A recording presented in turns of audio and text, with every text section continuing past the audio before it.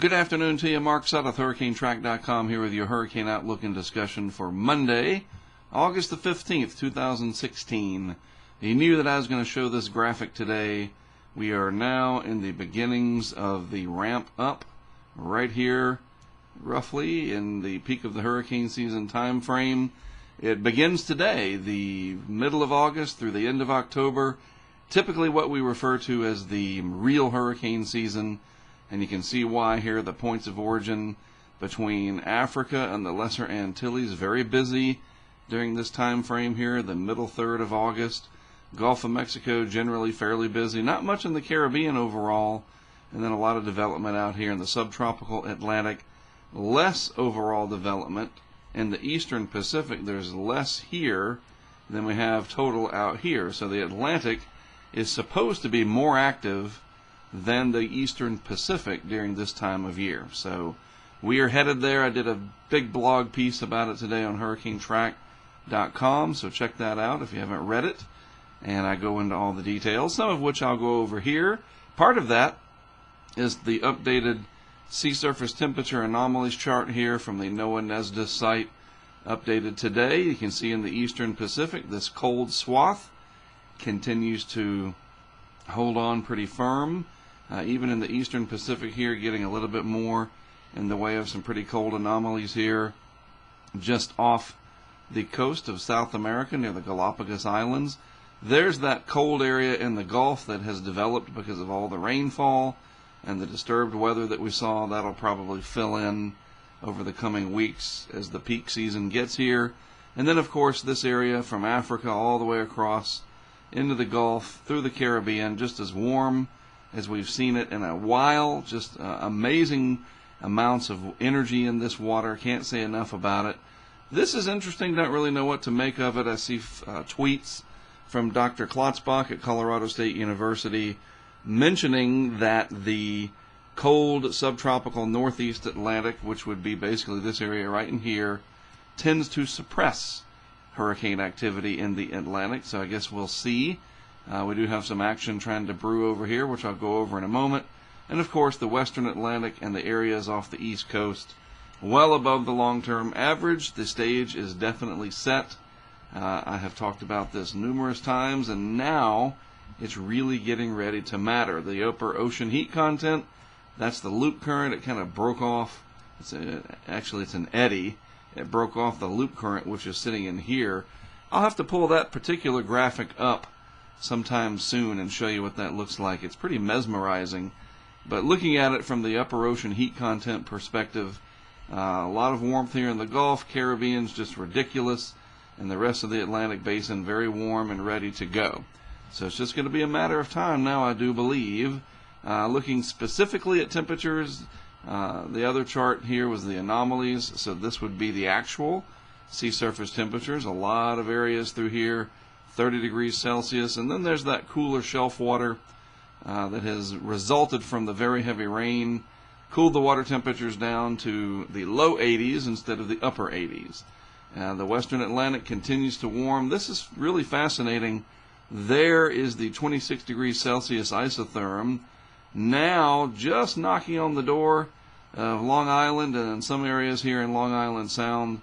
Water temperatures are almost 80 degrees, so hit the water and feel warm in it if you want to. It's probably still very refreshing when it's in the 90s in New York City. Head out to the island, jump in the ocean, and the water temperature will be 78, 79, 80 degrees, depending on exactly where. But all of this up through here is above where it should be. We can even see the 30 degrees Celsius isotherm trying to sneak back in. Parts of the Pamlico Sound in North Carolina, 30 Celsius. Even the Chesapeake Bay, a couple of areas up in here, very, very warm, 30 Celsius. The rest of the bay, very warm in the mid to upper 80s. Just unbelievable, Fahrenheit-wise, that is. So, again, this is making for the potential of a bad hurricane season for people who live on the coast. It doesn't necessarily guarantee it, because if there's no hurricanes, it doesn't matter. But this is definitely the time between now and the end of October where we really have to start watching. So is there anything happening? There is, despite some information that came out over the weekend of a fairly inactive period coming up due to different phenomenon in the atmosphere, the MJO, for example, upward motion, Kelvin waves, and other things like that. A lot of negative tweets coming out about that in regards to the next 30 days or so. And as if to sort of spit in the face of that, nature said, hey, here you go, here's a tropical wave. And lo and behold, 40 to 50% over the next 2 to 5 days for development. And it's way out here in the tropical Atlantic. This is what it looks like on satellite picture. Pretty robust tropical wave. Very dry air to the north of it. But this is staying south. There's 10 degrees latitude, roughly right through there. And it's going to move west. Most of the computer models agree that this will develop. The GFS latched onto it. The European ECMWF was pretty bullish about this. And it looks like this could develop, and more than likely will head on out to sea. There's enough of a weakness sitting out here in the atmosphere that this would probably recurve. But let's see if it develops first, because again, that would play right into this, which is where we see development this time of year. So once it gets going, then we can worry about where it might head or track from there.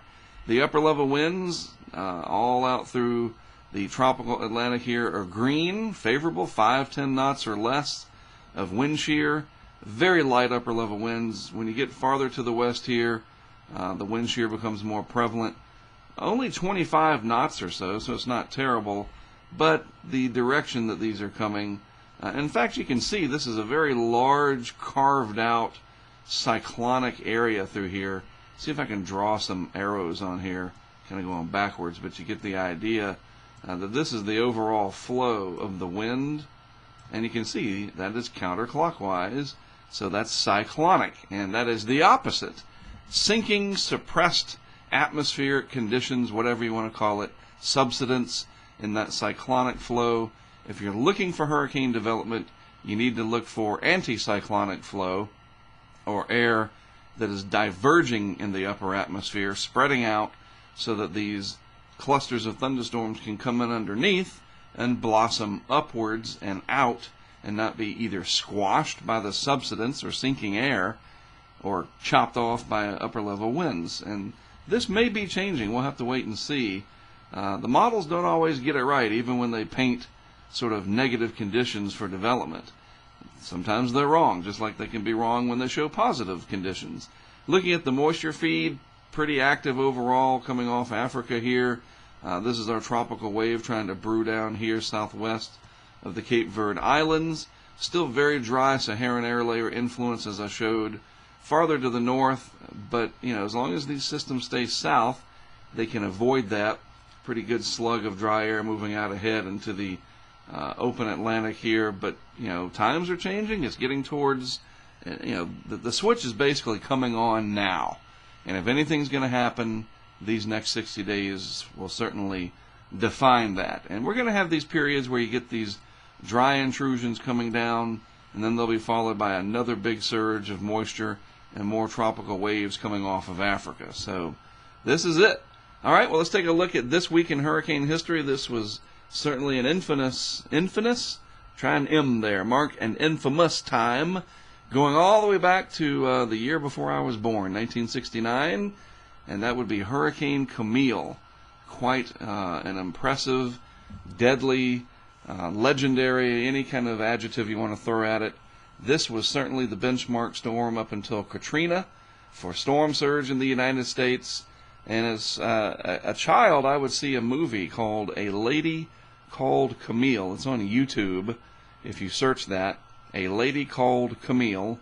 There's a documentary that was put out from Civil Defense, which is now FEMA, and they talked about the beginnings of Camille through where it made landfall and the so-called hurricane party, and all the things that you know about Camille are wrapped up in that documentary that was made a year or two after Camille made landfall. And so it's really interesting to watch that if you haven't seen it. And so anyway, it began, tropical wave came off, was fairly innocuous all through here, no big deal. And then it blossomed, like I talked about in my blog today, This didn't develop way out here as a long track hurricane as far as we know. It didn't get its start until the area near the Cayman Islands, moved up through the Yucatan Channel, and then became Category 5 intensity up until landfall in Mississippi and Louisiana. A similar landfall area that Katrina took in 2005, but Katrina got its origins over here and did something more like that. Pretty close, I think. But Camille, definitely one of the benchmark hurricanes of all time. Early satellite pictures. Now we have the GOES satellites. This was from the Nimbus 3, August 16th, 1969. You can see that little pinhole eye right there. I'll take the telestration away. A very well-defined central dense overcast. Perfect outflow in all the quadrants here. There's the Yucatan. And once it cleared and got into the Gulf, probably in the loop current there, it really went to town, and unfortunately it left over 200 people dead. This is the infamous Richelieu Apartments on Highway 90 in Pass Christian. This is where the so-called hurricane party took place, although I've read accounts that didn't take place. People were not partying and carrying on. They had been helping to get ready all throughout the day. They were just tired. You know how rumors can start, and it doesn't matter because the end result was this. The apartment complex was flattened by the 20-plus, I think 26-foot storm surge from Camille that devastated the area. And, of course, this was built back, and I believe it was a shopping center. It might have been a Walmart, if I'm not mistaken. May have been something before that, but it was a Walmart, I believe, that was here when Katrina hit, and it looks exactly the same, the results there. That was completely flattened. Well, for the most part, I think it stood up a little better. This front area, I think, was parking lot, and the Walmart might have been back here. But, when you build that close to the Gulf of Mexico, what do you think's going to happen from time to time? About once every generation, a terrible hurricane makes landfall. Camille went on to flood the Appalachians, which was unfortunate, especially in Virginia. Large loss of life up there, more so than along the Gulf states.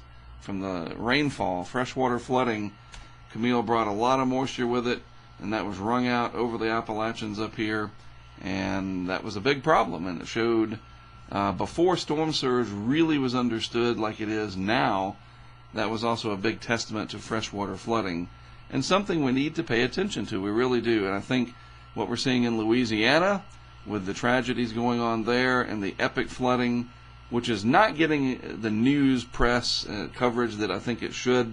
Weather Channel doing a good job, of course, that's their job, that's what they do, but the election cycle dominating the other major networks. What's going on in Louisiana is just unbelievable, and that area is really vulnerable right now. I want to comment on this just for a moment before I sign off. Not only because of the obvious flooding that's going on, and if you drove a tropical storm or a hurricane in there, it would just be, goes without saying how bad it would be, but the fact that there's so many resources on top trying to get ahead of this thing and help people. Folks are going to be exhausted, they're going to be out of money, resources already tapped into, people are going to be tired, etc. It's really not a good setup at all, despite the fact that you look at what's happening and it's obvious that it's a terrible disaster, but when it's happening here on August 15th or so, setting up for the rest of the season ahead, we really need to pay attention to what might be coming into the Gulf, and if nothing does, all the better for those folks. So we'll be thinking about them, and hopefully, even though hope is not a planning tool by itself, it's okay to hope that nothing happens, but that by itself isn't going to necessarily help you. So just keep all that in mind as we begin the supposed ramp-up in activity. Looks like it's going to be a busy time ahead. How busy and where everything goes remains to be seen. That'll be my job, at least to outline what I think and point you in the right direction. All right? All right, well, that's it for me for today. Have a great rest of your Monday, and as always, thanks for tuning in. I am Mark Sudduth for HurricaneTrack.com, and I'll talk to you again tomorrow.